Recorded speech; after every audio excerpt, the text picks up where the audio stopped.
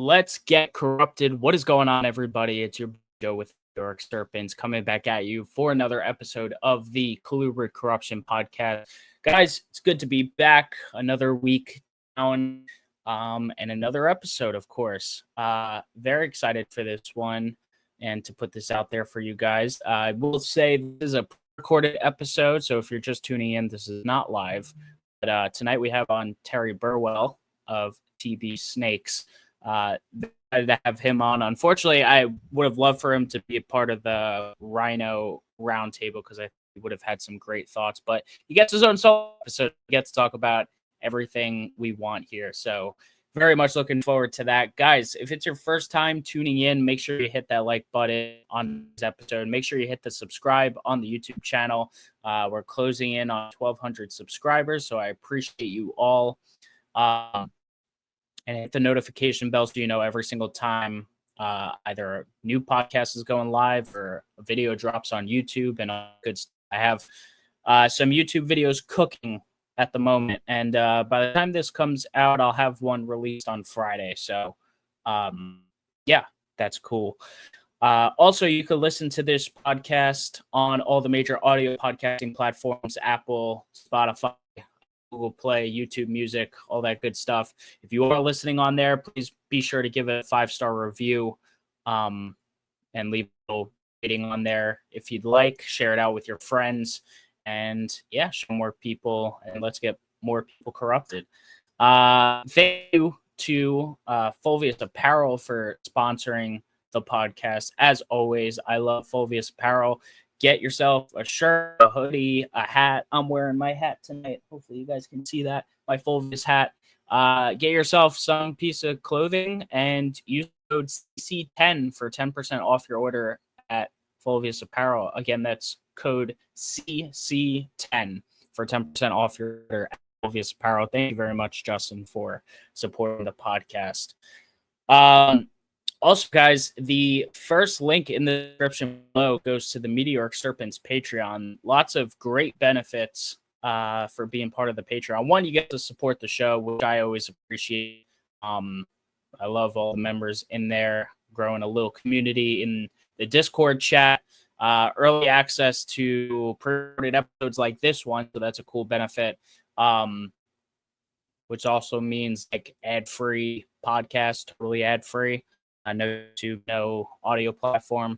Also, let's see, early access to my production, early YouTube video drops, all that good stuff. So lots of cool stuff. Go check it out in the description below. Let's see, guys, as usual, support USARK, USARK Florida. Those are the organizations that fight for our rights to keep our reptiles. They fight on the state, local, and federal legislation levels, so make sure you go support them. Also, you should check out the CC Conservation Fund. It's going directly to colubrid conservation and research. Dr. Lokman has his students out there doing good work. He updates all the time on CCR, so definitely if you're into colubrids and you're into conservation, it's something you should be interested in. So go donate to this as well. We have Colubrid Fest coming up fast. I got my 2025 shirt. I'm wearing it right now. I got it early on that pre-order. So I hope to see you all there September 12th to 14th at the Allen County War Memorial Coliseum in Fort Wayne, Indiana. We are under now. I guess it's like 3 weeks from now, which obviously I'm just super stoked and looking forward to seeing a lot of you guys there. So yeah, and speaking of which, I am giving a talk, on the latter half of the day. That should be great. I actually sent my not so very rough draft to Zach, and he approved it. He thought it was good. Or of the PowerPoint at the very least. Obviously, I have to give a talk along with it. But yeah, so looking forward to that, and I hope to see you all there. Let's see what else we're missing out on. I think that's about it besides our hashtag Colubrid Corruption of the Week. I had one pulled up here. This was a cool one. this post came up. I saw it when Chris first put it out. From Dark Horse Herp, of course, Chris Montross. These F1 mobile Delta rat snakes, really cool. They're technically a gray rat snake, but they got a lot of green tones going on. They kind of remind me of it's like half Texas, half gray rat snake.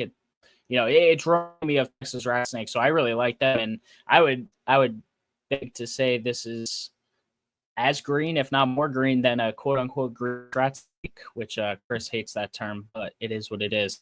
So shout out to Montross, Dark Horse Herp, and guys, put hashtag recreation on your colubrid photos. I shout out one per week here on the show. So yeah. And let's see. I think that's about all we have to get out of the way in terms of intro. So without further ado, let's bring on our guest for this week and welcome Terry Burwell. Terry, you're muted, but welcome to the show.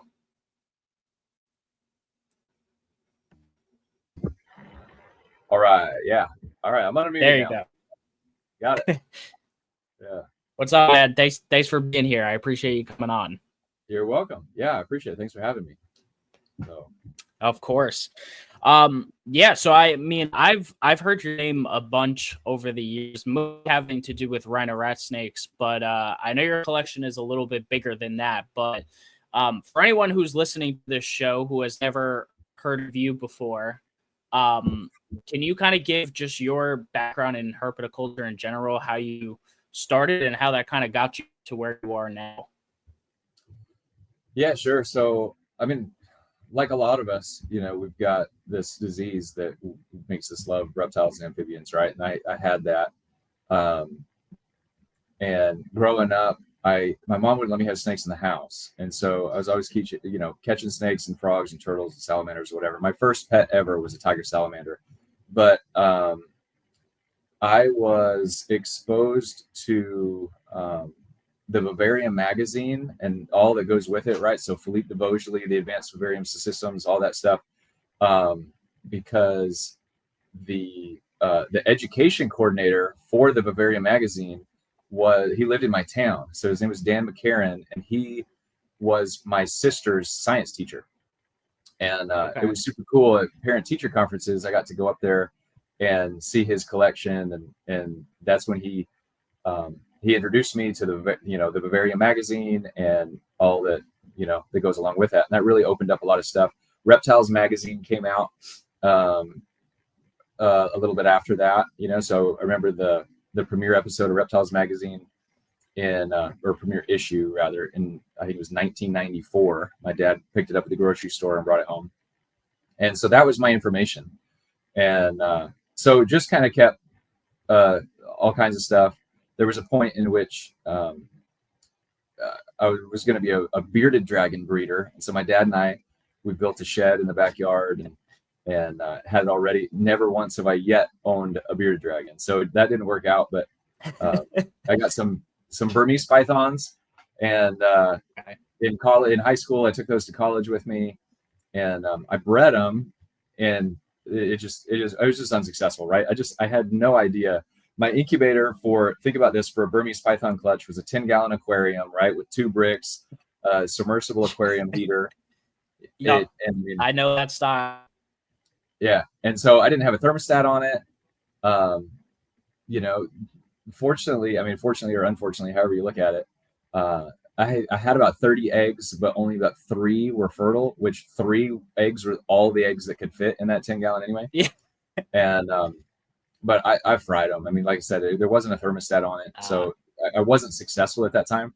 And then the following year, I studied abroad in Costa Rica, so I didn't breed them. And the year after that, I studied in Puerto Rico, so I didn't breed them. And the year after that, I was in Africa. And so, so I never was successful breeding them.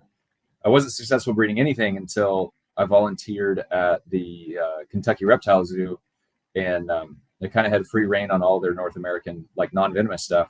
So I was pairing up rat snakes and corn snakes and all kinds of stuff. Like anything that I could pair up, I paired up. And so we got eggs, and that was the first time I saw that. I wasn't there to watch them hatch, but I was getting updates, you know, throughout that they had hatched and all that stuff. So that was pretty cool. And then honestly, I didn't start the collection that I have now until 2014.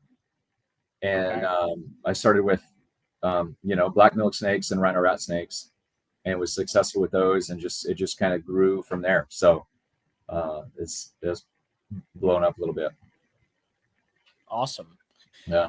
You know, at that point, you know, well, firstly, I always find it funny when people a lot older than me, because I know I'm on the younger end for herpetoculture. I don't know how old you are, but that old incubation method was something I learned in my old pet store job, because my old boss was just old school guy, did everything like that. So that's actually how I incubated my first ever clutch eggs as well. And we're talking about 2017, which is funny to think about that when we have incubators the way we do these days. But that's how I got eggs to hatch.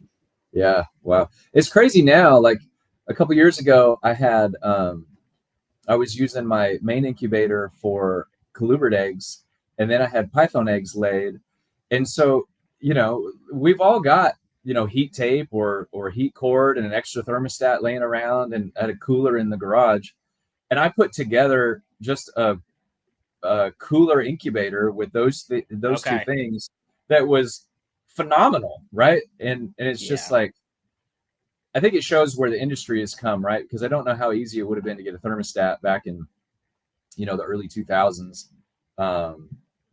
But of course, Helix, of course, you know, would have worked. But man, it would have been so much better to do an incubator out of a cooler, you know, and some heat tape and an incubator than that submersible aquarium heater method. Because I lived in Wyoming at the time, and when they were laid, which was probably like March, April, you know, it's still below freezing in Wyoming, and you know, 2 months later it could be 80 degrees. So that, you know, if you set the temperature, it's going to be okay when it's that cold, right, in my house. And then, man, I just know I fried them. So I had hard-boiled Burmese python eggs. But man, I wonder often how my life would have been different if I was successful that early.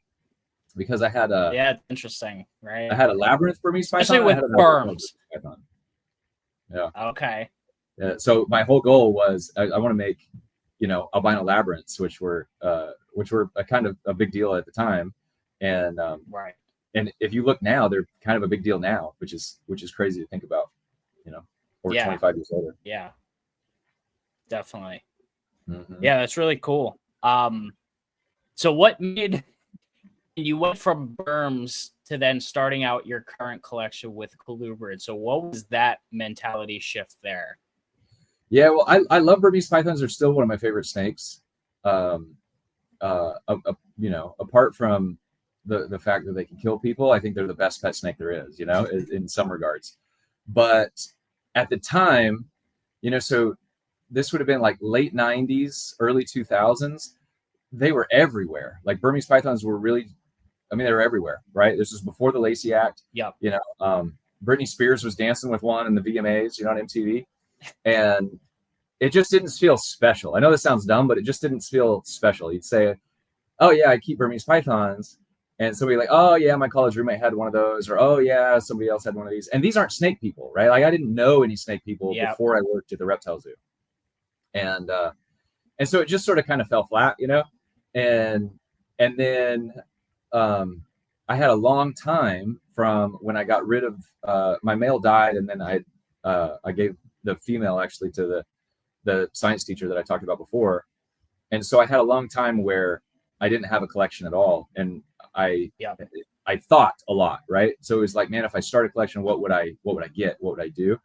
And I knew I wanted something that not everybody else had. So I kind of wanted things that were unique and less common and kind of rare, you know? And so I guess that's why I started my collection out how I did. And I was really, you know, I got into the black milk snakes, but my initial thought was Honduran milk snakes. I really liked Hondurans. But in studying about milk snakes, I learned about black milk snakes, and how they've got the color change and how they're they're less common. Yeah, at least especially at the time they were pretty uncommon. Yeah. I was like, okay, that's what I want to do. And so got them, and it was fantastic. So black milk snakes and rhino rat snakes are the first snakes I ever successfully hatched, and it was awesome.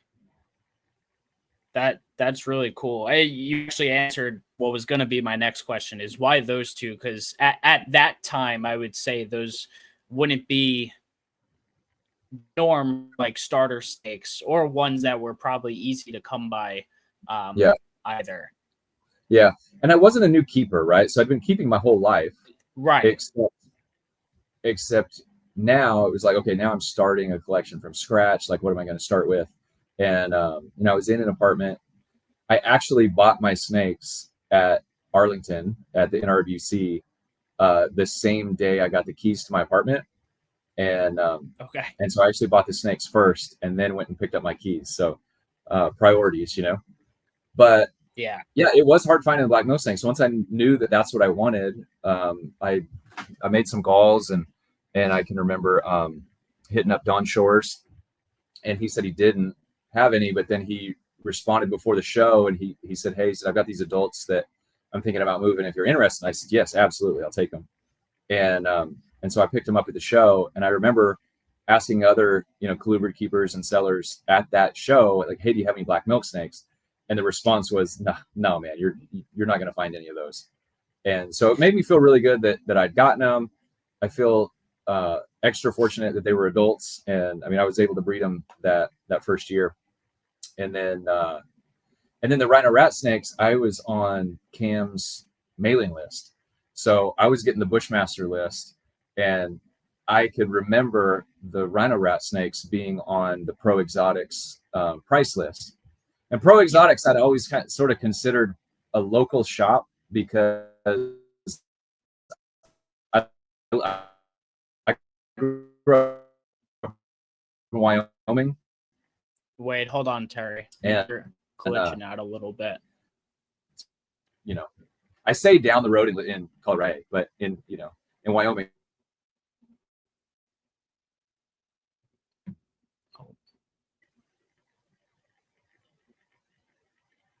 Check.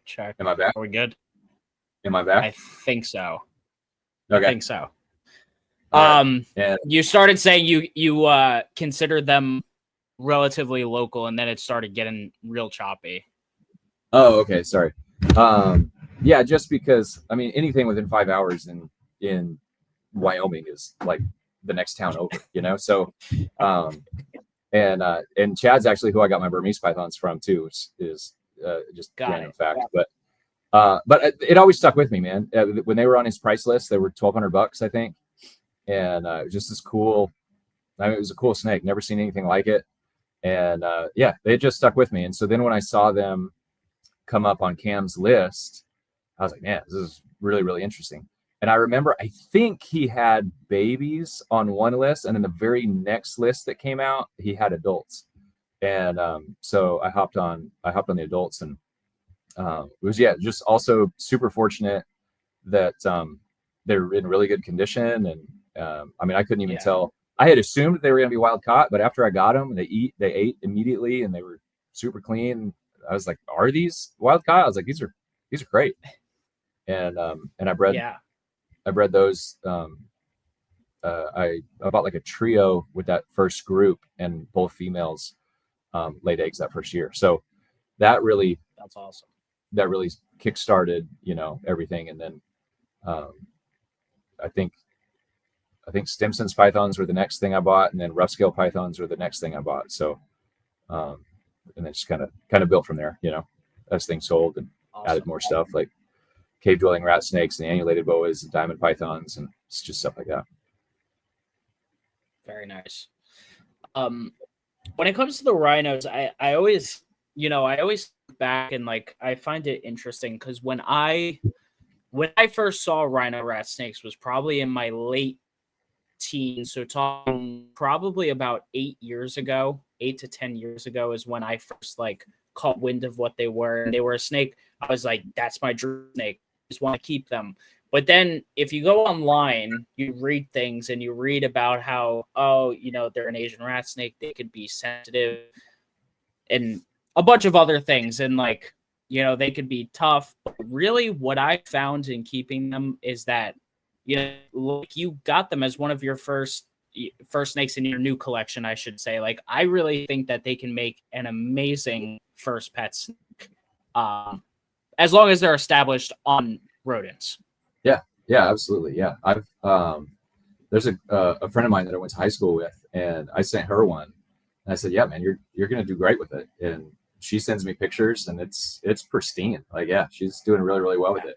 And yeah, they're great snakes. They don't get too big. You don't have to feed them too much. They make a great display snake because you can have live plants in the vivarium and they don't destroy them. Yeah. And they've got a friggin' horn on their nose.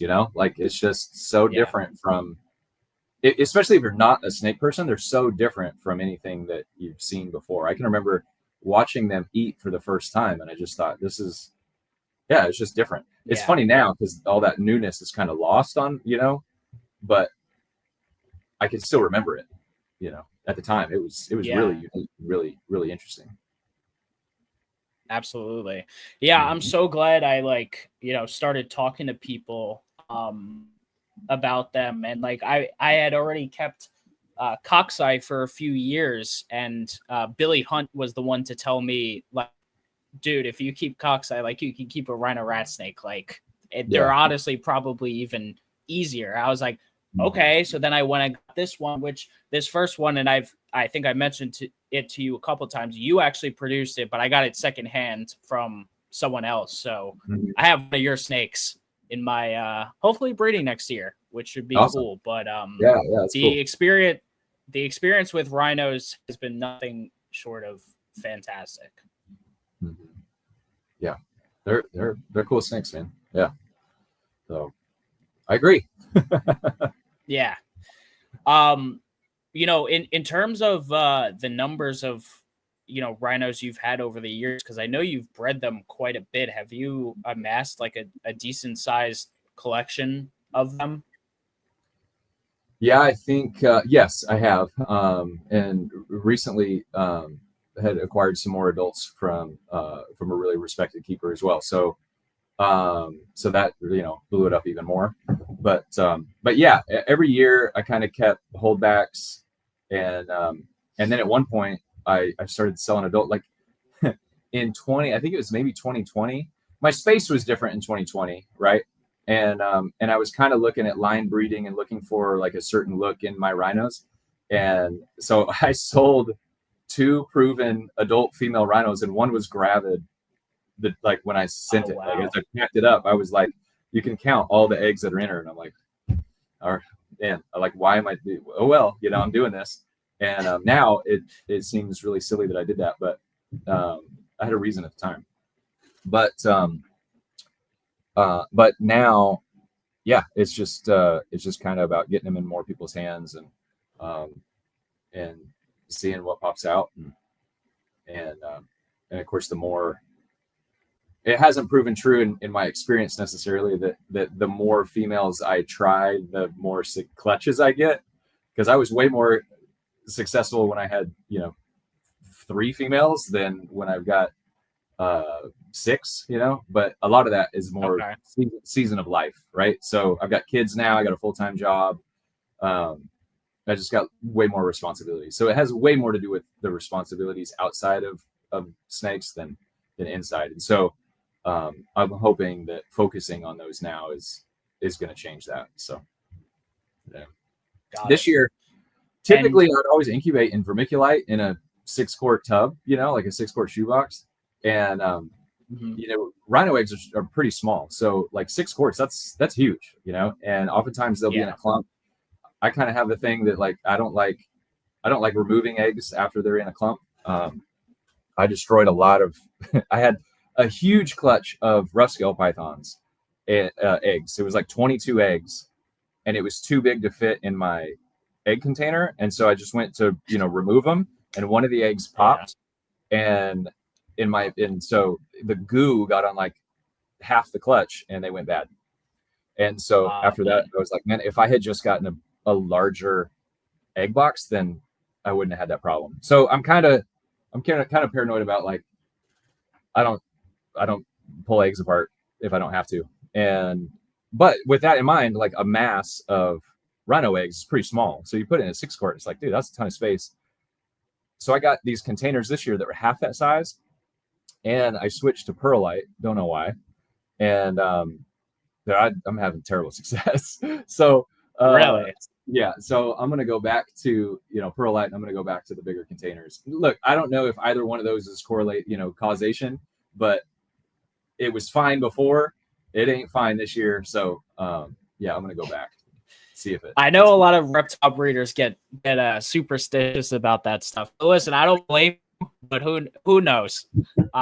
Yeah. I feel like people say that stuff all the time, and I just find it interesting because then someone else would give the same experience, and they're just like, I don't know. But no, totally got you there. I'm curious, going back to what you said a couple minutes ago, you mentioned like line breeding and selecting holdbacks. What exactly was it that you were line breeding for rhinos, and how were you going about selecting holdbacks? So at the time, I was really interested in high white animals. So you know how sometimes in some animals, if you look at the interstitial skin, it's almost like if you had a scaleless rhino rat snake, it would be green, white, and black. Almost like vertical stripes, green, white, and black, like banded. Mm-hmm. And so it's like that interstitial skin. You can see the white, you can see the black. And I had one that was like I would call it high white. Like it had a more of that white interstitial skin showing than the others. And I thought, man, this would be a fantastic look to chase, right? So if you get like some sort of like snowflake rhino rat snake or whatever. And so I was really interested in that. And 1 year coming out of brumation, I would brumate the rhinos, and I'd give them deli cups, and I'd keep the lids on the deli cups, and I'd cut a circle in the middle so they could go in. That way it didn't spill, right? The problem is it went in and then it displaced the water up to the top. And my presumption is that it was searching around the outside looking for an exit, never found an exit, and drowned. And so don't put lids on your water bowls. So I learned that the hard way. So that was kind of like the founding animal that was gonna lead that project, and she died. So that was kind of the beginning and end of my line breeding project. Gotcha. Okay. And while we're on the topic of brumation, how do you go about brumating your rhinos? Because that was something we had talked about on the roundtable episode, and I'm curious as to how you go about it. Yeah, I was really interested in that too. I have done it differently every single year that I've kept them, right? So over the last 12 years, I think I've done it differently every time. So I started out, I lived in Texas. I live in South Carolina now. But the first year I had a wine cooler, and I put them in 6-quart tubs, and I put them in the wine cooler at 55 degrees, and just a straight 55, right? So no fluctuations or anything, basically from November to Valentine's Day type thing. Yep. And then the following year, I had more snakes, and so I needed more room, and I had a deep freeze, and I thought, oh, I'll just put them in the deep freeze unplugged, right? I'll just put it in the deep freeze outdoors, like on my deck. And so I did that, and in December in Austin, Texas, it was 90 degrees. And so I was like, well, that ain't gonna work. So I actually plugged the deep freeze into, it was a chest freezer, right? I actually plugged it into a herpstat on cooling mode, and there was heat tape in it as well. So I had one probe cooling to like 60 degrees, and then I had another, and then I had the heating to 50 degrees. And so it would keep it right around, it worked fantastic. It worked super, super good. And it kept the temperature at like 55 degrees. So I did that. 1 year I in another house, and this is why I've done it differently every single time. Is it seems like I move like every single year, and so the next year, I was actually in South Carolina, and I had a sort of a basement, like an unfinished kind of earth basement. So I just kept them down there. And then we moved back to Texas, and I had a like a laundry room that had a window on it. So I just kept them in there with the window open. And then when I moved into the house I'm in now, I built a building, and it's got 3 rooms in it. And so the idea would there'd be one main warm room, and then there would be a cool room for like the diamonds and the rhinos, and then there'd be a separate room for either rodents or quarantine or whatever. And so I had them in that middle room as well with the diamonds. And I think that it just didn't get cold enough. And there wasn't a good cycle. So the building is really, really well insulated. And so when the lights for the diamonds would just blow that room up. So it'd be hotter in the cool room than it would be in the warm room. And so I wasn't successful. I was successful, but it was like the worst success that I'd ever had with rhinos. And I just attributed it to that. So this last year, I brumated them all in my garage. So I made a giant, basically insulated box, put some heat tape in it on a thermostat, set it to 55 degrees, and let it roll. And I'm really interested in hearing, Rob's take on that. He said that that's probably not the healthiest thing to do, and that he had experienced some neurological issues in some snakes that had come out of that. And I'd never witnessed that, so I was like, well, I don't know. I don't really know what he's talking about. And the time that I tried to do it like diamonds, it didn't work. So I was going to go back. But this year, I had one that came out of brumation, and it was messed up. I don't know. Yeah, it was. And so I had paired it. I didn't notice that I'd paired it.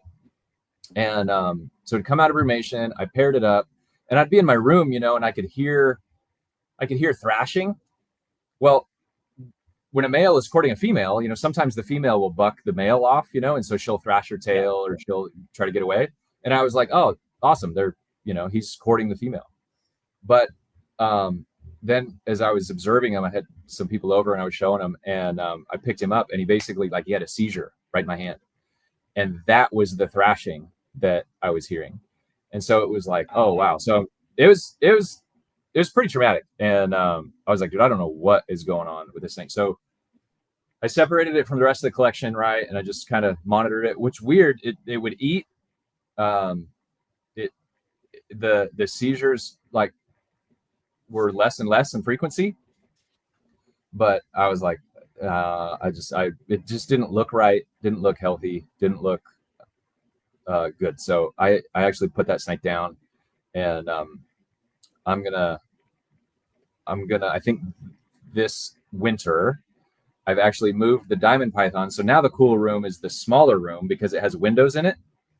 And I think I'm gonna brumate them in the diamond python room with the windows open. So there'll be a daytime high and a nighttime low. So there'll be a cycle, and there'll be a swing, and it won't be dark all the time. Because the way I've been doing it, they're just in perpetual darkness from, for 2.5 months. Yeah. It's just not natural, right? I mean, if you think about it, it's just not natural. And so I'm going to try it this season that way in the other room so that we have a good swift. So it'll get down into the 50s at night, and then up into the 60s during the daytime, and we'll see how that goes. So always for better or worse, right? Always changing it, trying to figure out the best way to do it. That's the most successful for the keeper, but also the most healthy for the animal. Yeah, no, totally understood. Very cool. Something I think is important to note, because you had mentioned it. You got some babies to take. It was live ASF pinks, day old live ASFs off the Yeah. rip. Yeah. So the Rhino rat, yeah. So I saw a guy, I think it was last year, he posted in the Rhino rat snake, I think it's called the Rhino Rat Room. It's a Facebook group I'm an admin of. Yeah. And he basically, the post was, I don't know why people would say that rhino rat snakes are hard to feed. Like, I fed these tong fed them pinkies before their first shed, right? Well, I had just had a clutch and I thought, well, let me try it. And I went down and I tried it, and like 3 of them ate pinkies off of tongs, like right away. And I was just like blown away. I was like, okay, all right, that's awesome, you know? And so that year I had one clutch that we did really, really well with that. And then another clutch that they didn't take them off of tongs, but I'd been drop feeding pinkies for a while, right? Just leave them in the tub over, you know, for 24 hours. And typically they eat them.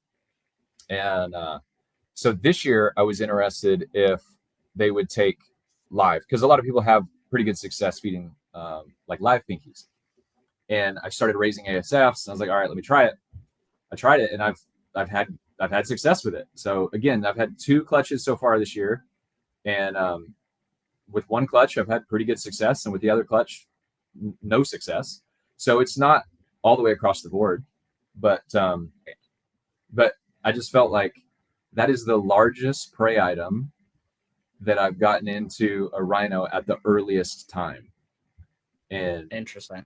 That's super interesting to me, you know, because look, man, Now, when we started, you know, I feel like the idea was you gotta assist feed them pinky parts, right? Like the heads of pinkies. And so that's what I started doing when I first got them. It was like, all right, we're cutting heads off pinkies and we're stuffing them down their throats. And the thought was they couldn't eat a whole pinky.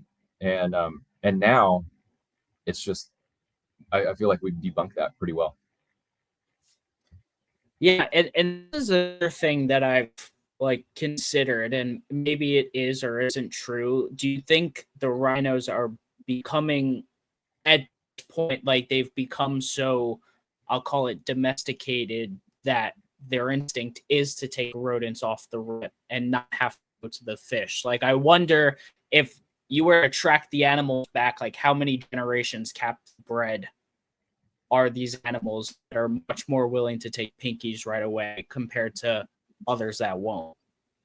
And that's that's just me spitballing, and I don't know if there's any validity to that, but yeah, I think that's I think there's a lot of validity to that, and I think that could be what's going on. It could also, I mean, it's sort of natural selection within. It's how we should select holdbacks, right? So we instead of selecting for, you know, phenotype, if we selected for either behavior or prey preference, then they're more likely to pass those traits on, right? So absolutely, I think you're right on the money there. Cool. Yeah. Awesome. To prevent the audience from getting angry, I won't keep us on rhinos forever because we talk about a lot of rhinos on this show. You keep another one that a lot of people have interest in, and that are Barons racers. And I know you have a decent collection of those, so why don't you just tell us all about your Barons racer collection? Yeah, thanks. So that's what's behind me right now. If you see this snake behind me, that's a Barons racer. Yeah. I figured. Barons racers, dude, I hated on Barons racers for a long time because their nose horn isn't as awesome as a rhino rat snake's horn. And who's a Black Pearl, I was listening to a podcast with Black Pearl, and he was just talking about how he was just singing their praises, right? You know, he's talking about the different color morphs and kind of how he brought them in and got them established. And one of the things that stood out in my mind is that they eat pinkies right away, you know. And I was like, maybe I should take a look at these, you know. And so I reached out to him to see if he would have some for the following season, and he had some that year. And I was like, oh wow, okay, all right. Well, I wasn't really planning on getting them, but okay, yeah, let's get them. And I only wanted to deal in blues, so I only wanted to keep the blue ones. I wasn't interested in the green ones.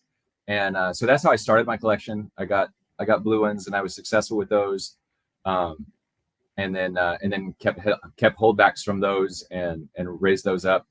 and then acquired some more. So now the collection is, I've got blues, I've got greens, and I've got browns.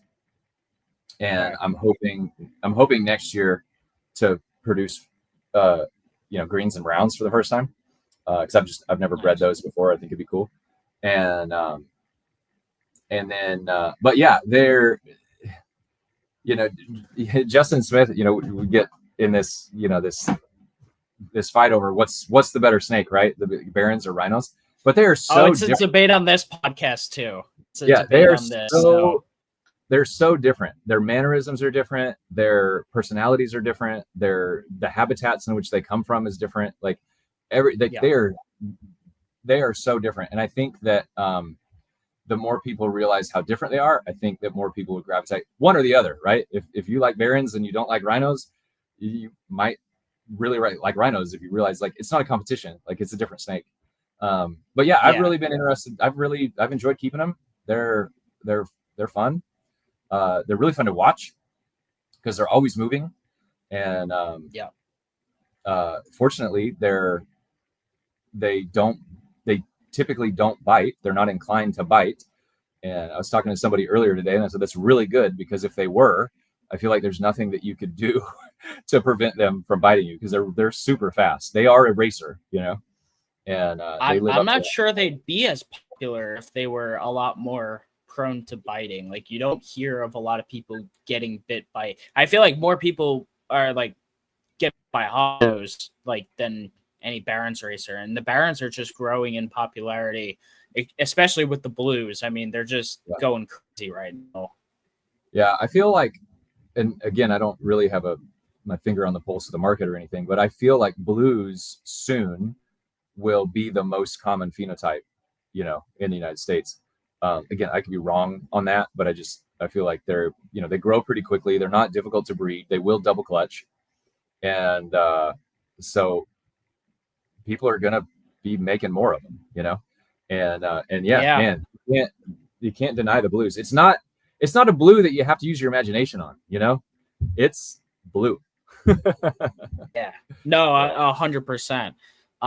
They are really cool. My buddy Brock just got one. He picked one up at Daytona, and just from the pictures, it looks so nice. Unfortunately, I'm not in Florida anymore, so I won't get to go over and see it. But I got to go see John Palm Beach Colubrid's place, and like I've seen them in person, and like they are legit. So yeah, and they get pretty big too. Yes, like they can get pretty big, and which is another big difference between them and rhino rats. Is rhino rats don't get very big, and so that's pretty interesting too. They can grow into a really impressive colubrid for sure. And it's the females mostly, right? They're pretty sexually dimorphic in terms of size. That's been my experience. Yeah, is that the females are getting bigger than the males. Yeah, so just keep your hands out of their mouth. I was really nervous the first year I sold them. I was super nervous, that somebody had just seen a blue snake on Instagram and reached out to me to buy it. And so in the box, like when you opened up my package, there was a warning disclaimer there, and it would say, this is a rear-fanged, venomous snake, and it talk about that. There's a paper, a peer-reviewed paper that talks about the effects of the venom on humans, and I'd cited that paper, and I cited that Phylodryas ulfursii is responsible for a human fatality, which is in the same genus. So it's like don't give this to your kid, you know what I mean? Or don't, you know what I mean? I was just like, I didn't want to be responsible for somebody thinking that they were something that they weren't, and while I don't think that they are necessarily dangerous, I don't let my kids hold them, you know what I mean? I don't trust them at all. So gotcha. Yeah. It's really interesting to see, what the Barons have been doing, especially even since I started this podcast. A lot of the first guests I had on, a lot of people were keeping Barons as well. And seeing all the colors and how they're heritable is just starting to become very interesting. And people are working on some cool stuff. Like I know Skylar, who I had on the podcast early, like he has some like that are like almost yellowish. I mean, he's calling them yellow, but like, just real interesting stuff of how, variable they can really be with these phenotypes. And it's interesting because I mean, I don't think anyone's ever truly gotten the grasp. Are they genetic or like how it's working? Because some of the odds in the clutches have been weird, but it's gonna be really cool to see what Barron's breeders are able to do over the next few years and seeing that and breeding all these animals. Yeah, I agree. There's a lot to do, even with the stripe, right? So some of them have a pretty defined stripe. Some of them have a weak stripe. Some of them don't have a stripe at all. I've seen some that are like what you were saying. They're like duo colored. It's like their bottom half is one color and their top half is another color. And there's a lot, but there's a lot there. Yeah, it's super interesting. And I'm enjoying them. They're a lot of fun. Lots of fun. And just in terms of Barron's, can you kind of go over your general husbandry and processes of breeding on them? I haven't had a Barron's guest in a bit, so for anyone who hasn't tuned in or heard that in a while, can you kind of go over what you do generally? Yeah, I mean, I keep them, over the years, I kept them pretty simply. Their habitat, right, is this like Chaco scrub type habitat, right? So they're not a rainforest. They're not a rainforest animal, right? And so they don't need that, and I think that can even be somewhat detrimental. I've noticed, like, if I keep them in tubs and the tubs are particularly high humidity, it's like I'm in South Carolina, the humidity is pretty high anyway. And so like the water bill spills or something like that, I've noticed they don't like that. They don't like that very much. Okay. But yeah, I keep them simply. I keep them on ambient. I have formerly I've had them set up with UVB and heat. I've still got the UVB, but yeah, man, I don't really know what to say. You can keep them together. However, I don't recommend feeding them together just because they're so visual, and they're so fast that sort of like any movement, they really go after. So I keep some of mine together, and I separated them to feed the other day, and I didn't put them back in for like a day or two later. And I wanted to not want to eat each other, right? What else can I say? I mean, breeding them, I bred them in trios this year and just left them in there. And it was interesting to see how the male would go to just one female. And then after that female was gravid, kind of go to the other one. And then typical colubrid brumation, right? I mean, or not brumation, but incubation. Like once the eggs are laid, I just put them in a container and put them on the floor in my snake building. But I primarily feed them chicks, day-old chicks. Okay. They are prone to obesity. They'll eat every single day if you feed them every single day. About the only time that they shut off is when they're approaching a shed, and I think that you can feed them too much for sure. So I try to just feed them chicks, or when they're younger, small mice or quail, and that's been working out pretty well. So yeah, I don't know if you have any specific questions, but the next thing I was going to mention was what about, because you said like it's not a brumation, and that makes sense because of where they're from. Do you do any kind of cycling for them to get them into a breeding mode?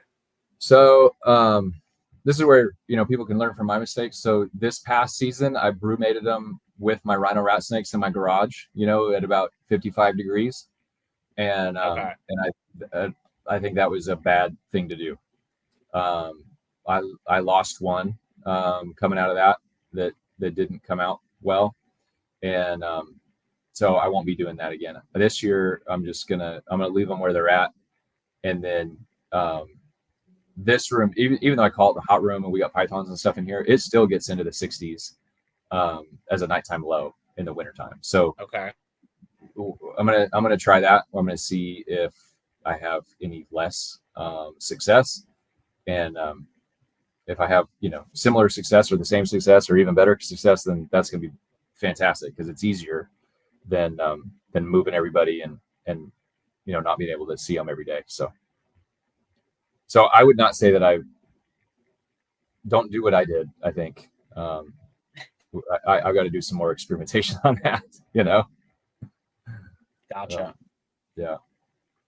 But yeah, the first year I bred them though, I didn't know that they would double clutch, and so I had 2 females. They both laid eggs, and then later I was just cleaning the cage of one of the females, and I had them on paper, and we lifted up the paper. There was another clutch of eggs under the paper. I was like, holy cow. Wow. So that's fantastic. So that was just like a bonus. That's pretty cool. Yeah, that's awesome. Mm-hmm. What do you do for them in terms of caging? Like we said, they can get big, I especially the females. So how do you, or like what size caging do you use? Because I see cages behind you. For anyone who's watching, his room got dark, or for anyone who's listening, his room got dark, so I can't quite tell. But yeah. So I'll turn the light on real quick. So these cages behind me, these are reptile basics. These are 4x2x2s. Okay. But I didn't. So this part right here, hey, look at that. See, you see what I mean? Like they're super visual, man. Yeah. Like that's both of them. Yeah. So both of them. Yeah. So I didn't put this in. So this is a divider now. So these snakes are separate, but I can pull this wall out, and then they'll be together. So there's 3 of them. So I've got 3 all the way along, and so I can pull those dividers out, and it'll be a 9-foot long cage. That's a modification that I did on the enclosure. But I've kept them in. I kept them in. The first time I bred them was in 2-foot cubes, and I kept them in those for quite a bit. And then these cages were an upgrade this year. So I was pumped about this. So there's 2 levels. If I don't spill my water, there's 2 levels of 4-foot cages, right? That are 2 foot tall. And then on the top up there, those are 4.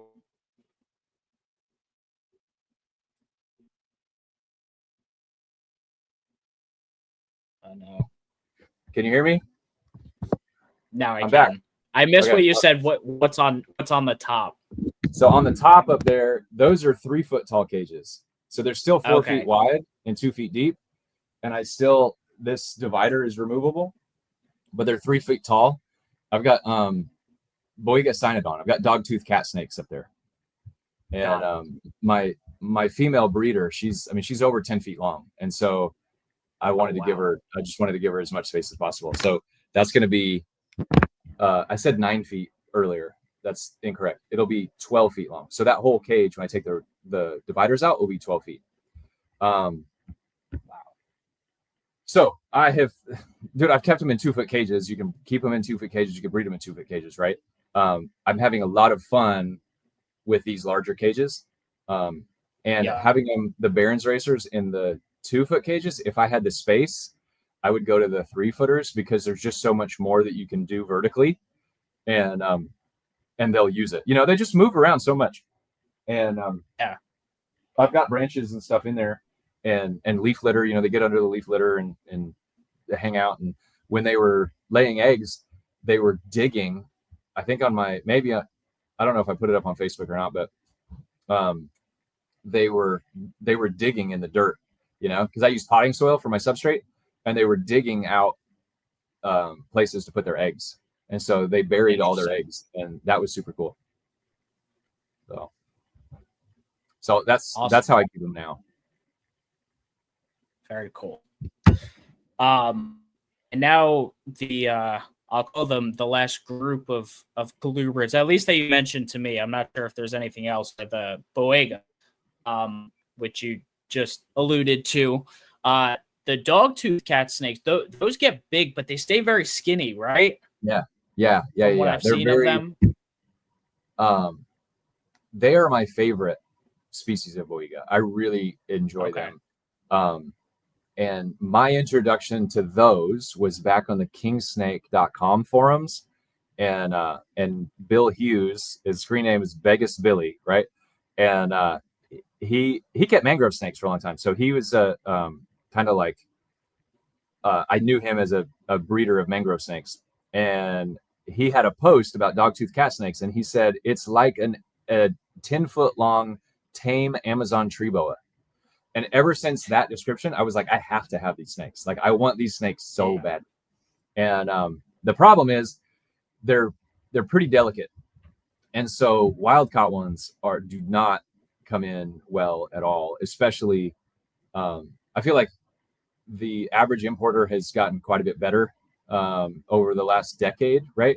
But I got some in 2014, I think it was, and it was a disaster. Like, one of them died 4 days later. They were covered in ticks. It wasn't good. A lot of that had to do with the person that was sending them to me. But then after that, I had the opportunity to get captive born babies from a different individual that they were fantastic, right? So that was fantastic, and I was super excited about that. But I was afraid that I was like, man, I've got to assist feed these because they are so skinny. They'll perish if you don't keep food in them. And so I was feeding them rat tails, and that's a really, force feeding a dogtooth cat snake is a great way to kill it really, really fast. I don't know if the esophagus or the stomach lining or whatever is just too delicate for it, but they'll die pretty quick. Interesting. Yeah. So yeah, I lost those, and I about swore them off until I had an opportunity to buy some. They're captive born babies, but they were adults, or captive born snakes, but they were adults. And I had bought 2 snakes that were supposed to be 2 females, and I kept.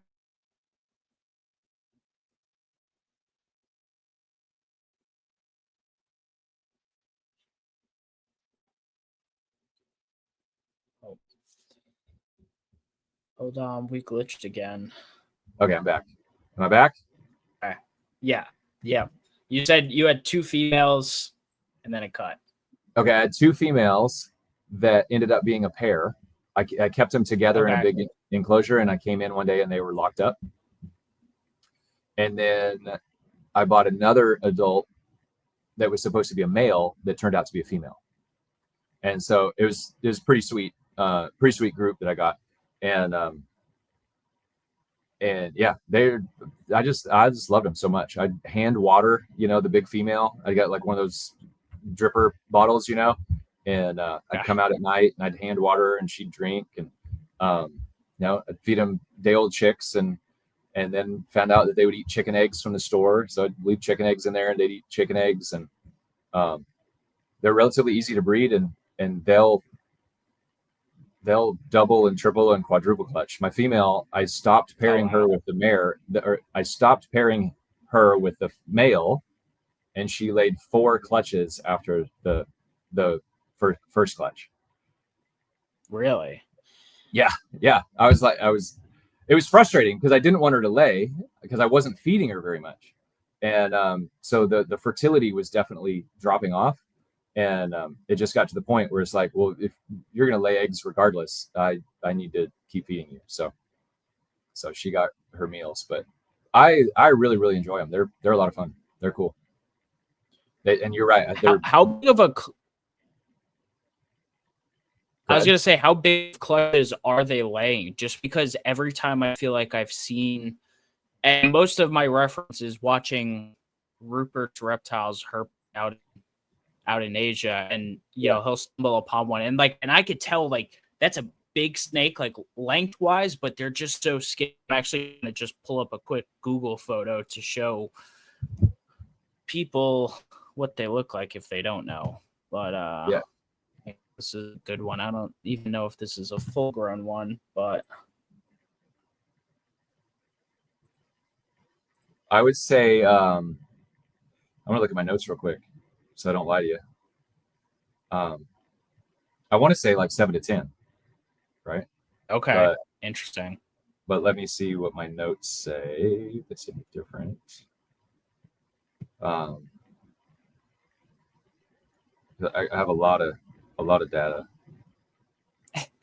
So here are just some clutches just going down, right? So 8, 10, 4, 6, 13, 5, 10, 6, 3, 7, 11, 7, 10, 10, and 6. All right, wow. Very cool.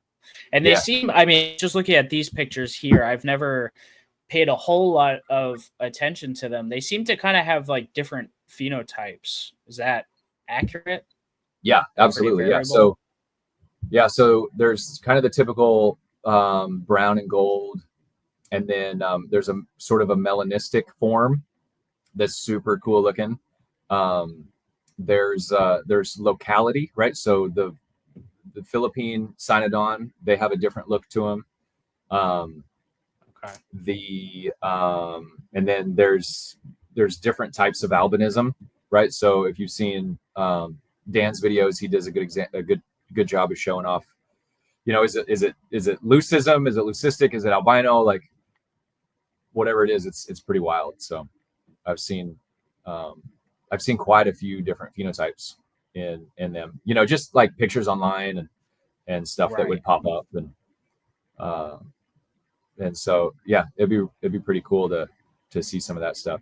My first introduction to boiga, I was really interested in boiga, but I hadn't seen any of it, and I was going on vacation to Italy with my wife, and I just happened to see somebody on Facebook post that he had babies, right? So this is Cynodon babies, and I looked where he was, and he lived in Italy. And so I shot him a message, and I said, "Hey, I'm going to be in Italy like next week. Like, can I come see your collection?" He was like, "Yeah, absolutely." And it was like Francesco is his name. Like, he was phenomenal. So we drove up to Lake Como, and like you go into his house, and like I think he lived with his parents, but the whole kitchen like looked like my snake room, just cages, floor to ceiling. It was the first time, mangrove snakes, dogtooth cat snakes. He had all kinds of stuff. Yeah, so it was super cool. That was the first time I ever got to hold any of those species. Yeah, and it was a really, really cool experience. But he had both the kind of normal phase of Cynodon, and he had the melanistic phase. That was super cool. Nice. Yeah. Awesome. When it comes to care, maybe we can knock this out for all of the species. Do you keep all of them relatively the same, all the boiga species? In terms of temperature, yes. Cynodon are definitely more sensitive to humidity. I used to I couldn't have a female shed in one piece like to save my life, and I feel like I've mitigated that. So we've figured that out. So a little bit more humidity, and really when I say humidity, what I mean is hydration, right? Like they need to drink water. You can't just have high humidity and think it's going to be great, right? But yeah, if you can have them drinking, which they'll drink if you spray them, they'll drink if you just use the water thing, they'll drink out of a water bowl, so that's, I would say, the biggest difference there. Prey size is I would say different. Like the dogtooth cat snakes, all I give them is avian prey, so it's just birds and eggs.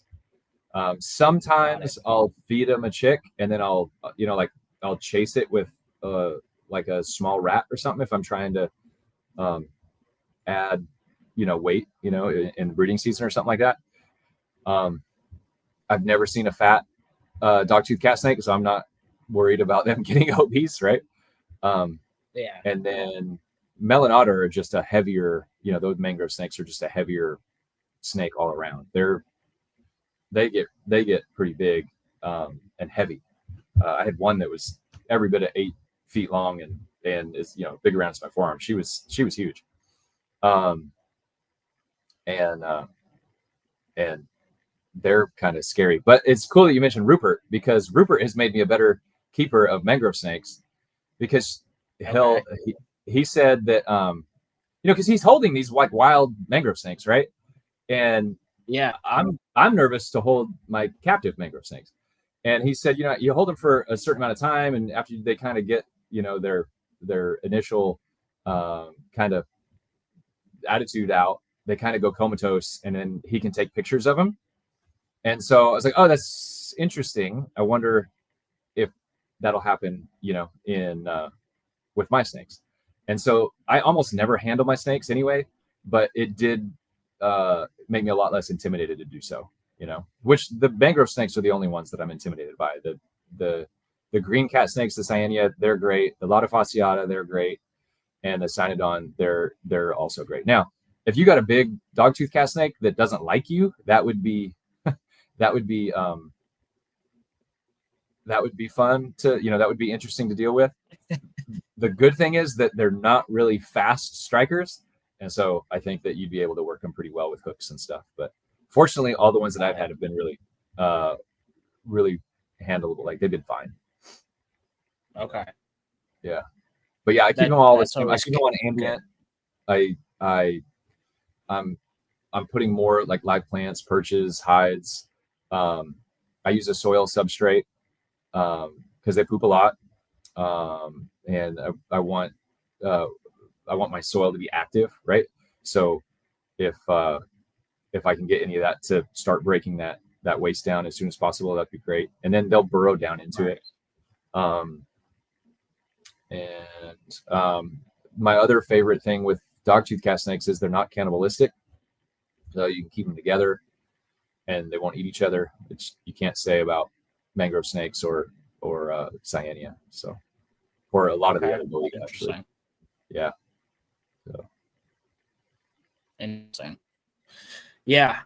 When it comes to, I'll say any of the boiga species, it's really where my knowledge kind of lacks, because I'm just not as familiar with most of those rear-fang species. But you know, kind of talk. You could go ahead and kind of freestyle on the rest of them as well. I just don't know enough to make good comments on them. Yeah, no, that's the fine. other ones you have. Yeah, I mean, mangrove snakes, Melanata, you know, they're kind of the heaviest of the boiga, and they were some of the most common in the early days when you were only getting imports, because they were bigger, they're more durable to handle the stress of the importation and everything. You know, captive bred Melanata, they're great snakes. They're black and yellow. I mean, they're absolutely beautiful. I think they're one of the most beautiful snakes there is. But their venom is serious. Like, it's not something to take lightly. And it's very easy to not get bitten. But you know, you just don't take risks. Like I said, I almost never handle mine.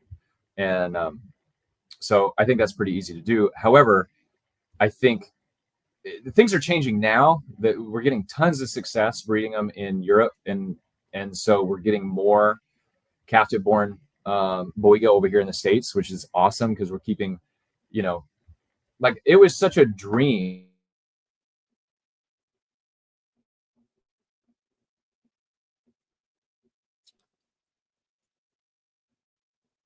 Oh.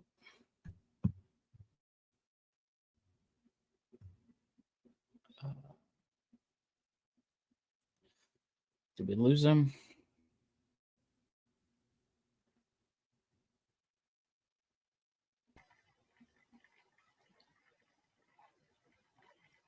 I might go closer to the house. I might have to go closer to the house so I have a better connection. It's not, I mean, it's not bad, but okay. All right. If we have more issues, then I can head up there. But gotcha. Yeah, so it wasn't that long ago that to get Boiga divergens, which is the Philippine mangrove snake, the one that's like blue, like it's blue and black and yellow. Yeah. Patrick Holmes has been successful breeding those here in the United States. like that was like such a dream species. Like, oh, like wouldn't that be amazing, you know? And that's never been more available than right now, you know? And so that's super exciting. We're getting all these other species, whereas before, kind of in the early days of boiga, it was cyanea, the green cat snakes, Dendromelanata, the mangrove, like the Malaysian mangrove snake, and then Dendrophila, which is like the Indonesian mangrove snake. And the dendros, they're smaller, and so they were a little bit more delicate, right? Now look, I've never kept those, so I can't really speak to those, but like now there's so many more that, like Gymnocinta, those are the ones that you know, they hatch out, they look like a rainbow, and then they turn completely jet black as adults. Again, we've got all the dogtooth cat snake localities and stuff, and in the Philippines and Malaysia and the different, I mean, it's just, there's so much. And then there's Trapezii, there's Nigriceps, which is it's just awesome. Boiga are awesome.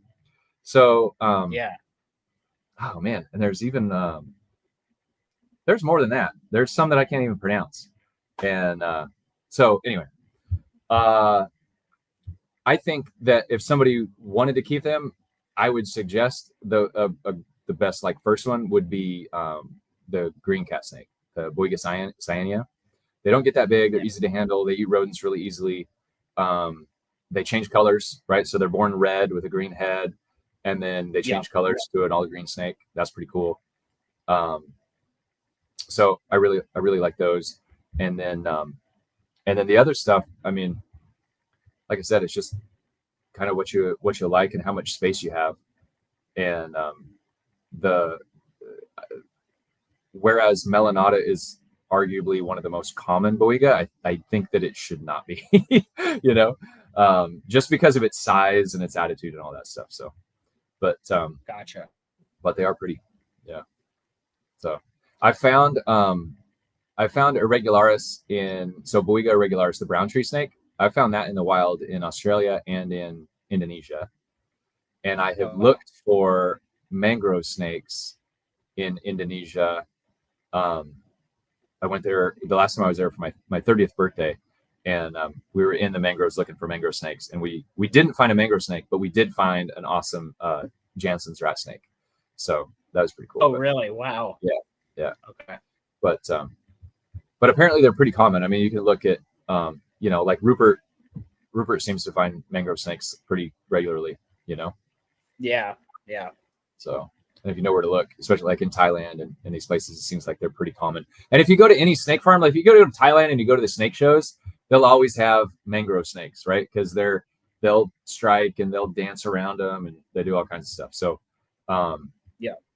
they're a kind of a staple of the Thai snake show.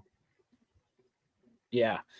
Do you think boiga will continue to grow popularity over time in the hobby? Because I mean, there's no denying they are absolutely beautiful snakes, but I personally find it so interesting that they have like almost a worse rap than something like even a falsie. I feel like more people keep water than any of the boiga species, which is like, and a falsie is not a snake like you should take lightly either.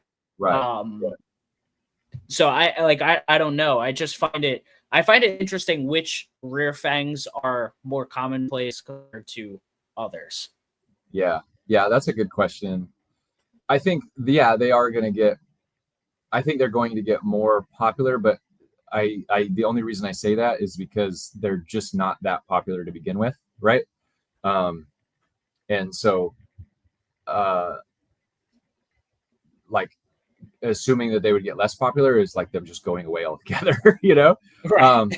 But there's a lot of things that are, I think, working in our favor just in the last like decade, where you've got, so Europe is just kind of better at this stuff. I don't know if Europe it's because they're closer to the source or just their method or manners of keeping. I mean, obviously there's some phenomenal keepers over there, but the captive breeding in Europe that's going on is trickling over into the United States, right? So instead of us getting imports, we're getting captive born babies.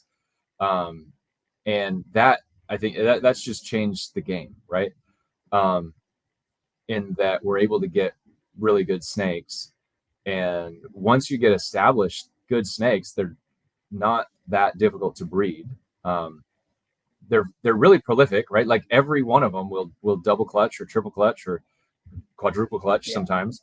And so in that sense, like they should be great. And but to your point, when you compare them to Barron's racers and to false water cobras, they're not as, I would say, durable, and they're certainly not as handleable than those species. That's a good point. And so so that's got a mark against them, so to speak. So the people that I'm friends with that are really into them, they're really into them because they really really like them and they don't care who else does, type thing. That's what it seems like to me. And that's been pretty cool. So Dan, and then the more that, like Ashley with Northern Lights, she's brought some cool stuff in. Dan with him making his videos about them and kind of explaining about them and showing them in the wild, that certainly helped. All that exposure, all that stuff, it helps. Definitely. Yeah. Oh shoot, I was gonna say something else. I totally lost it. Mm-hmm.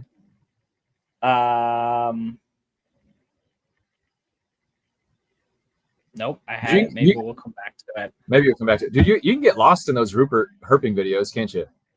Oh yeah.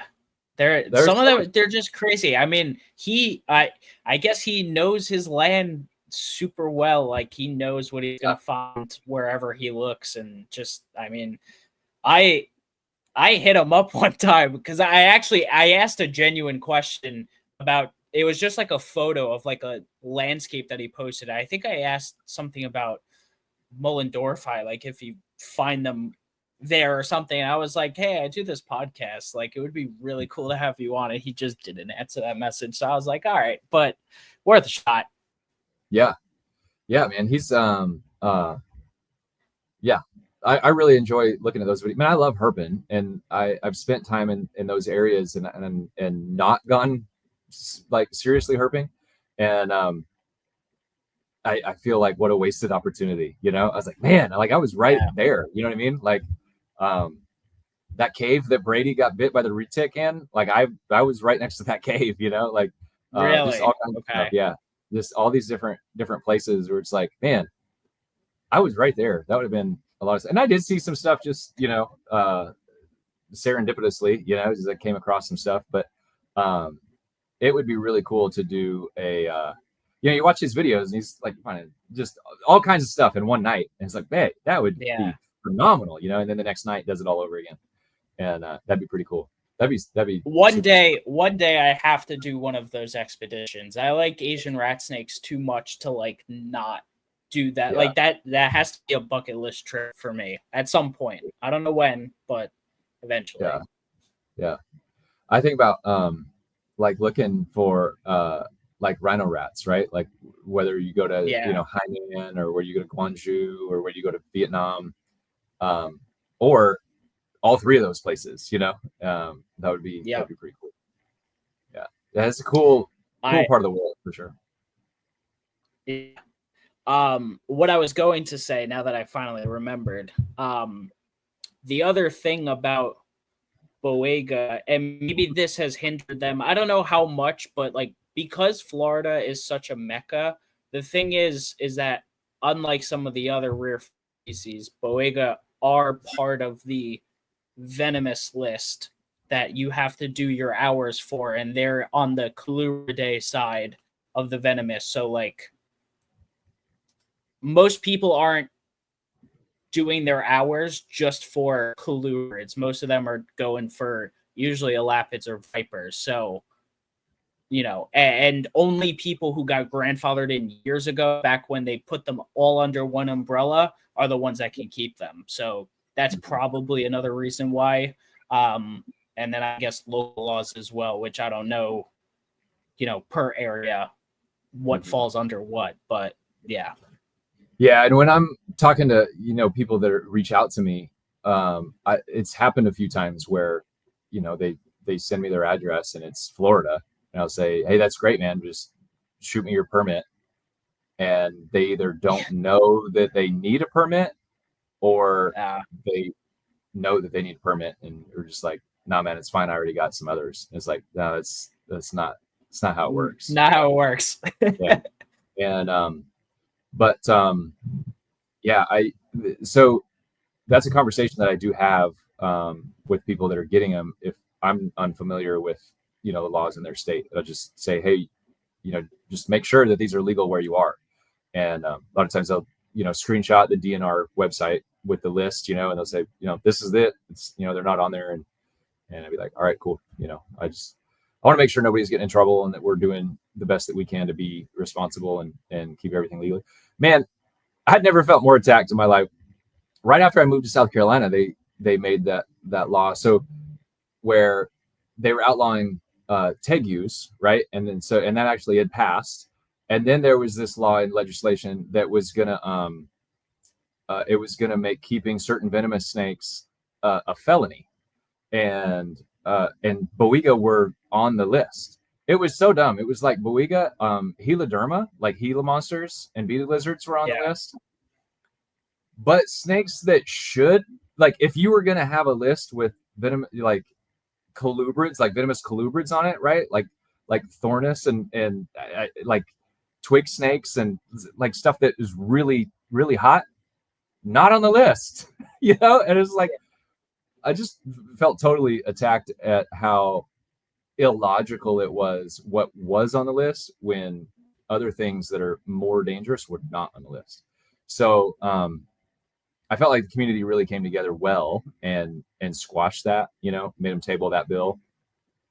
But to your point, yeah, there's always that possibility that you can't keep them, and that was pretty messed up. So I'm glad that's not happening, but it's always a risk, and with anything that we keep, really, unfortunately. Absolutely. Yeah. I mean, yeah, that said, though, I mean, they're beautiful snakes. I know when I had Patrick on here, we talked a whole lot about boiga, and you just can't deny, like, they're beautiful for starters, and, they're cool snakes, nocturnal, like, arboreal, like, just really, really cool. So, yeah, that's awesome. They make you think, too. Like, I would say they're, especially the ones that'll eat each other, right? So like the cyanea and the melanata, like it's not just putting two snakes together and breeding them and getting eggs, it's like you really have to plan it out and observe them and watch them and make sure that everything is, kind of going well. And even then sometimes it results in, one trying to eat the other and me trying to, separate them. But, that's been rewarding and really frustrating, at the same time. So yeah, it's been a cool puzzle, I guess. So yeah, it's awesome. Yeah. Did we miss any colubrid species? I just went off the list you sent me, but any others that you have in the collection currently? Yeah, for colubrids, it's just rhinos, bears.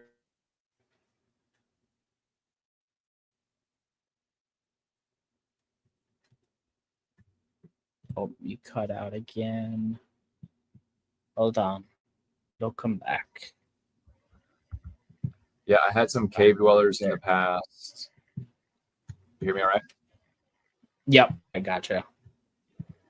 I had some cave dwellers. I'm tempted to get some Russian rat snakes for my kids. Okay. But yeah, this is what I'm working with now. So nice. Yeah.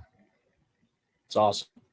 Obviously it's a colubrid podcast, but I always like giving light to other species, especially when people have them. I know you have a pretty decent python collection, and I'd say besides the ball pythons on the list, most of them are relatively uncommonly kept. Not your average python. So you want to talk a little bit about that side of the collection and how you got into that stuff as well.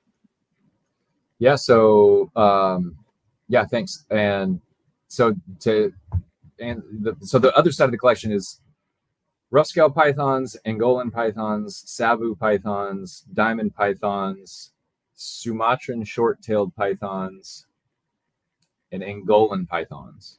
Did I get them all? Yeah. I think that's all of them except the ball pythons. I've kept and bred Stimson's pythons as well, but I just don't have those anymore. My rough scale pythons is a pretty big collection. And again, that was one that showed up on Bushmaster's list. And I couldn't believe it because I could remember at the reptile zoo saying the only chance we ever have of seeing a rough scale python will be in a zoo in Australia. And then 10 years later, less than 10 years, yeah, about 10 years later, I had my first clutch of rough scale pythons from when I said that. So that whole thing just blows my mind. Just the whole story of rough scale pythons, and it's a super cool success story. I really enjoy that, and I enjoy keeping them. I think they're cool. They're really interesting, and so that's the rest. That's my whole rough scale section.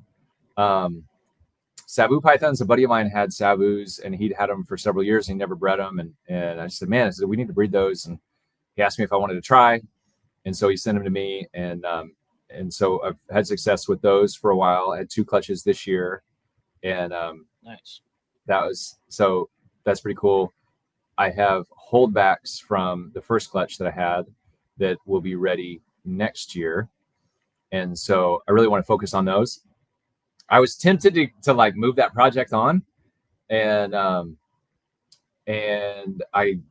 got him out and was playing with him and taking pictures with him, and I was like, nah, we're gonna give it another season. I really want to focus on these and see if we can get more Savu pythons in the world, because they're pretty interesting. I mean, on the one hand, they're just a brown snake, right? But if you put them in the sun, they're super iridescent. But also, like, the males are super tiny, so it's a small python, and their skin is really, I don't know, they're pretty neat. And there's just not a lot of them, right? I feel like the only person, and maybe I don't follow the right people, and that very well may be the case. The only person I see like talk about breeding them is Gary Vino, and you now. Besides that, I don't see them a lot. Yeah, Russ Gurley's got I think a pretty good collection of them, and he produces them pretty frequently. But to your point, like in the 90s, they were kind of a garbage snake. I mean, they were $75 a piece, Right. And nobody wants a $75 brown snake, right? But then you couldn't find them, and it was like, whoa, wait a minute, you can't find them, because I don't know if there are any left on the island, right? It's so pretty small island, and it would be a shame if they just were lost. And so in that sense, it's like, whoa, hey, we gotta start working with these a little bit more. And my friend had them. I thought they were super cool. I'd never seen them before, and so it just kind of fits into that kind of species that you don't see very often. And then I think so. Then my Sumatran pythons. So I breed. It's the pumpkin head Sumatrans, and they're super, man. They're so underrated. I wish people would understand how cool Sumatran short-tailed pythons are, because the Sumatrans are tame for the most part, and they're. I don't know if it's the biggest little snake or the littlest big snake or whatever, but when I hold the adults, it's like the weight of like a Burmese python, right? Like it reminds me of a Burmese python, but instead of being 13 feet long, it's 4 feet long. And but it's still the same like circumference around, Yeah. And So they've been pretty cool. So I do the caramel albinos. So my breeding pair is a caramel albino and a het caramel albino, and I just had some hatch yesterday, and Nice. so now I got little babies again, and they're just so cute. They're just awesome.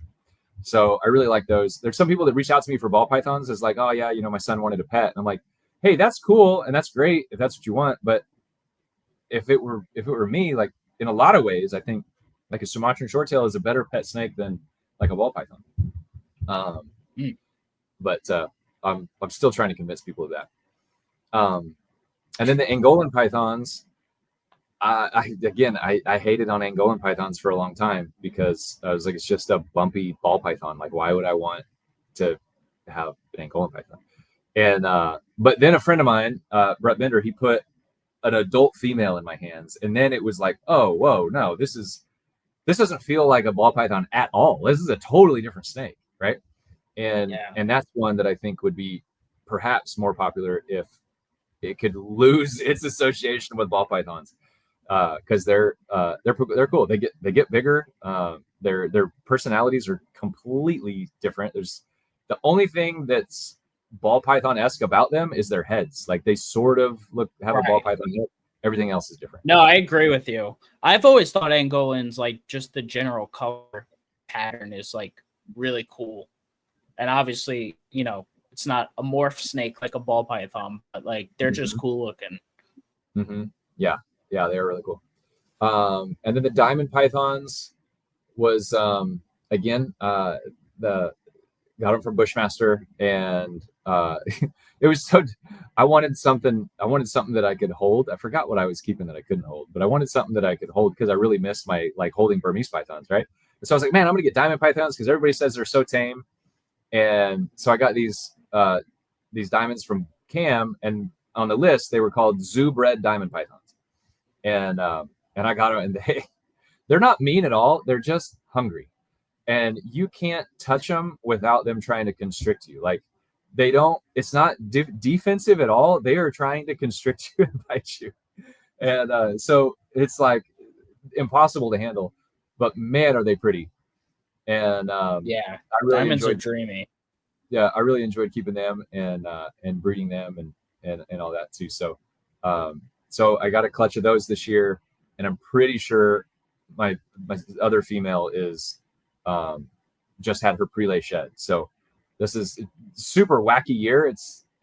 Usually they lay eggs in May and June, and this year it was June and maybe September, if that really is her pre-lay shed. So yeah, super crazy. But diamonds are really interesting, man. There's no such thing as an ugly diamond, and they've been a lot of fun. They've been a lot of fun. So I think that's it. I think it kind of touched on all of them. I have kept annulated boas for the last decade, and I love annulated boas. Again, it's a tree boa that is tame for the most part, right? I mean, it doesn't, you can hold them. I give them to my kids to hold, and they've been pretty cool too. That's another snake that I wish would get more recognition. There's a lot of phenotypes with annulated boas. The most common phenotype, it seems like, is just brown, but they come in different colors as well. Just not quite as flashy as like Amazon tree boa colors, but these ones won't try to bite your face. So, right. Gotcha. Yeah. Cool.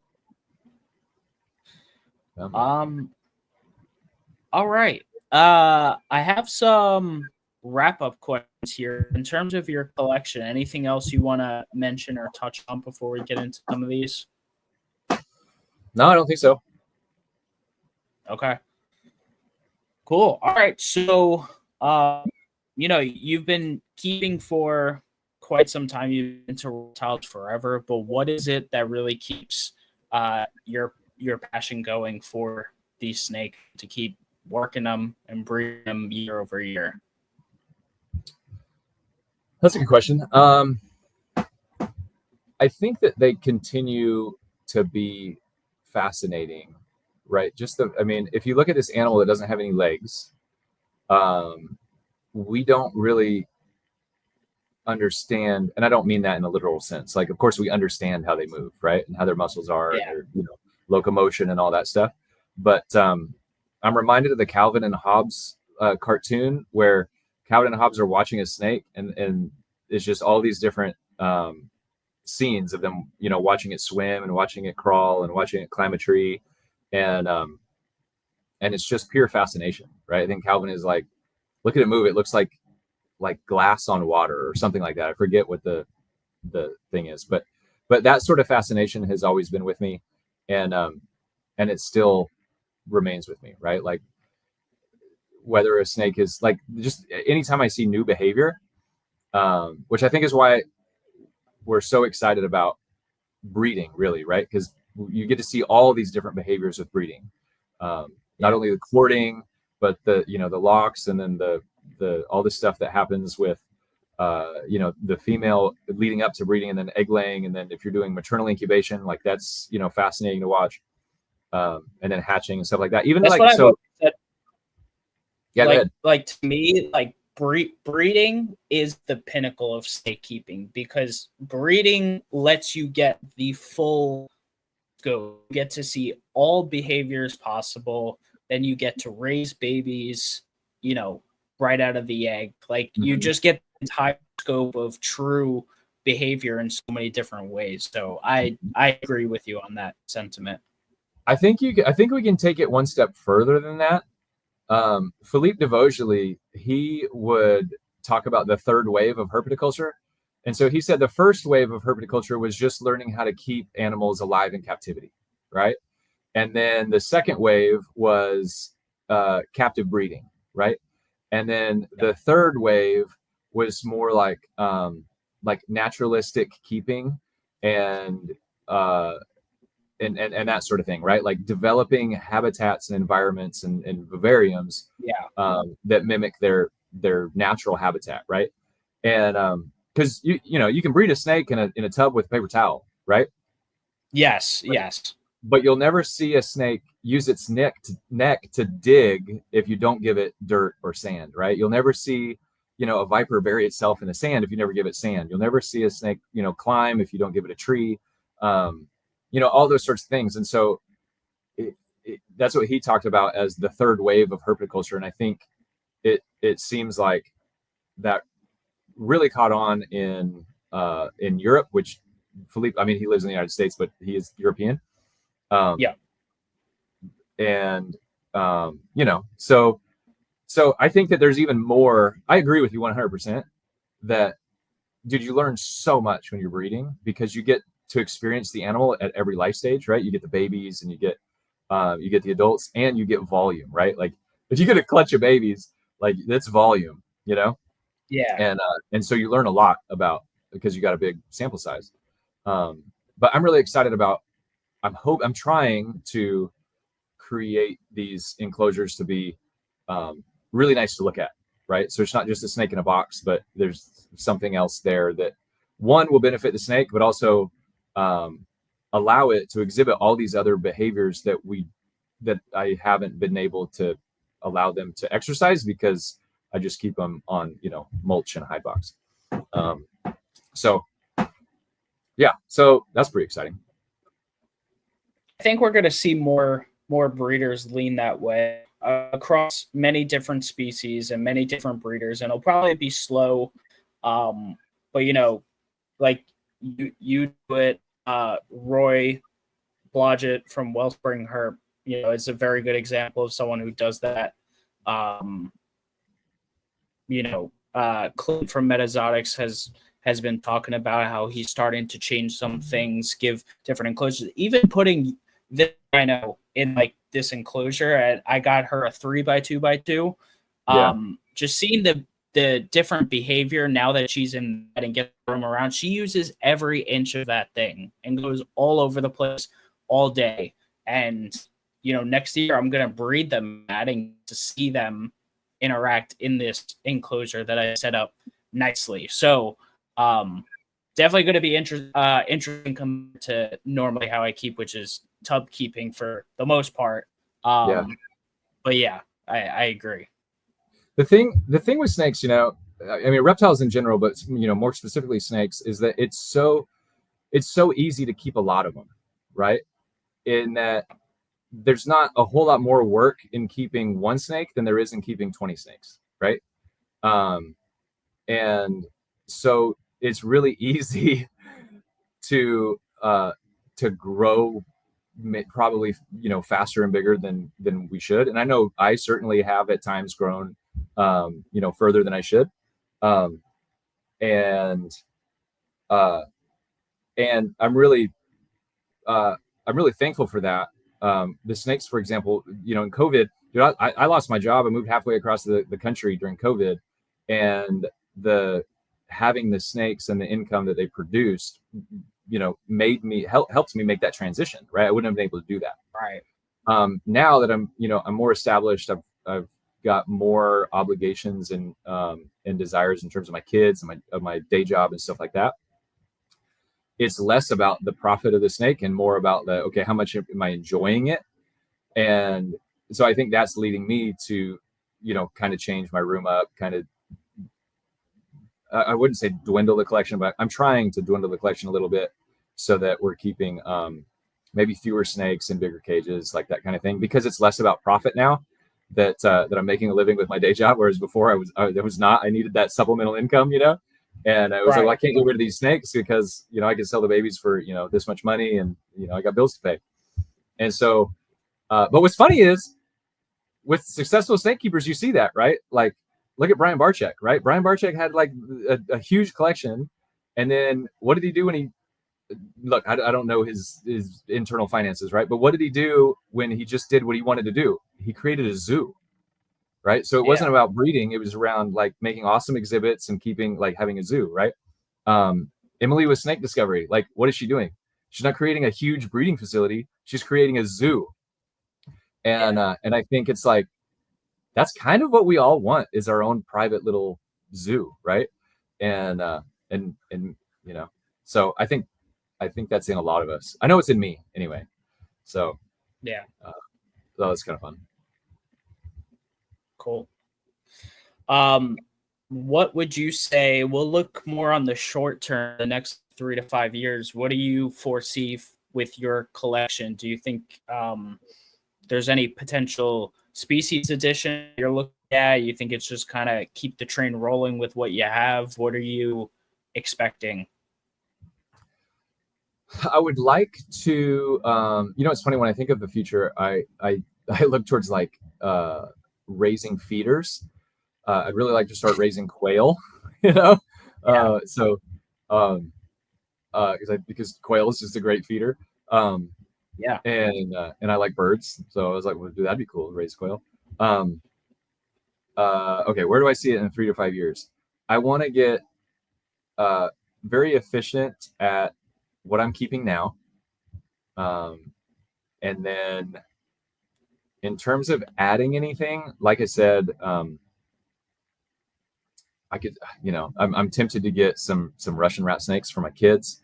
But other than that, I mean, I'm interested in stuff, I'm interested in Mollendorf rats. I think would be cool. Scrub pythons would be cool. Tiger rat snakes have been cool. So I've kept scrubs and tiger rats in the past. Super rewarding. Like, had a lot of fun with that. But I just right now I don't have the space. Now, if something happened to my dogtooth cat snakes, I don't know that I would start over in that project. So in that, like, if something were to happen like that, where like I was kind of moving a project on, then I could see, getting something else to fill that space. But nothing's really tugging on my heartstrings right now, Okay. I'm pretty sure next year will be my last year breeding ball pythons. I think I've had about enough of that. All right. Got it. Yeah. Cool. Then my last and final question here, circling back to colubrids mainly, what's kind of like your elevator pitch to maybe someone who's new into snakes in general, are new into colubrids, like why should they be interested in the stuff you keep? Essentially, like why colubrids? Mm-hmm. If all right, I can answer that in two ways, right? So one is like an existing snake keeper, like let's say, like a ball python keeper that's, branching out into something else, or um or a mom whose kid wants to buy a snake, right? Because I deal with both of those. I have dealt with both of those, right? And Yeah. just the argument for a pet snake is just great, man. Like, it's quiet, it doesn't shed its skin, you don't have to feed it every day, you can go on vacation and nobody has to take care of it, you don't have to walk it. It's it doesn't take up a lot of space, right? Like, all of these things are pros for keeping snakes. So and they're relatively inexpensive. And then so I've had some of my wife's friends kids want some snakes, and then they would come talk to me and be like, okay, look, here's the deal, this is why they're awesome, this is why you need them. And then I also have some ball python friends that they got into keeping snakes to keep and breed ball pythons, but they're seeing they're in morph market and they're going over to the colubrid section, right? And they're asking me about blue beauty rats and yeah, they're asking me about stuff. And I'm like, yeah, man, there's like so much other stuff out there. Colubrids are great. Typically they're more active. They come in every color, right? They come in a lot of different personalities, and they're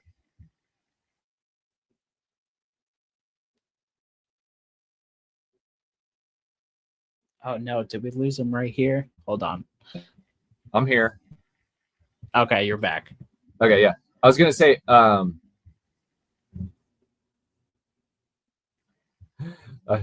froze again. All right, they're more hardy, right, than pythons. Like, Yeah. When I grew up keeping Burmese pythons, like RIs, like respiratory infections, were like this always part of thing. And then you talk about brumation to somebody that's only kept pythons or sort of like in that thought. It's like, man, you never wanted to get below 75 degrees, and you're talking about snakes getting into the 60s and 50s. It's like, yeah, like, it's easy. It's easy, Yeah, so definitely. there's a lot out there. There's a lot of diversity out there.